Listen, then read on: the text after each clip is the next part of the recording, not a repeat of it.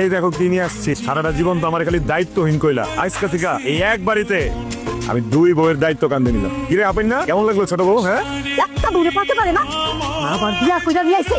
তুই তো দাইতেছে সবই আমার স্যান্ডেল খুলে ফিরাই দিচ্ছিস তুই। কি করছিস তুই?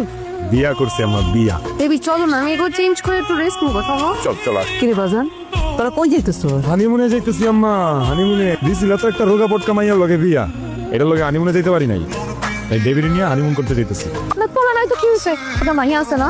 আম্মা কই তুমি? আয়া বললাম তো বাড়ি, দায়িত্ব শিখা তারপর বাড়িতে আইলাম। আম্মা তো বাড়িতে নাই, ডাকলে আর আইবো না। বাড়িতে নাই? কোন বাড়িতে গেছে? কার বাড়িতে গেছে? আর ডাক লাগো নাকি লিগা? ডাক দিয়ে ক এর পুতাইছে। আম্মা 7 দিন আগে আম করে সাইডে চলে গেছে। আমার চলে গেছে মানে? তোমার সব জ্বালা যন্ত্রণা বিরক্ত করা থেকে মুক্তি দিয়া আমার নাই। বাদ দাও না, বুড়া মানুষ, বয়স ভাগ। তুমি যা যা আনছো সবাই আমার আম্মারে দিয়ে দিন। চলো আমরা ঘরে চলো। আম্মা বিশ্বাস করেন, আপনি থাকি আমি কোনোদিন যাইতাম না এবারে সাইডা। তোমার মার গয়নাগাটি গুলো কই? কিছুই তো পাইতেছি না। কই আমি কান্নাকাটি করুম আর তুই আসছস গয়নাকাটি লয়া? মুখ সামলায় কথা কত, তুই তো কারে করতেছস?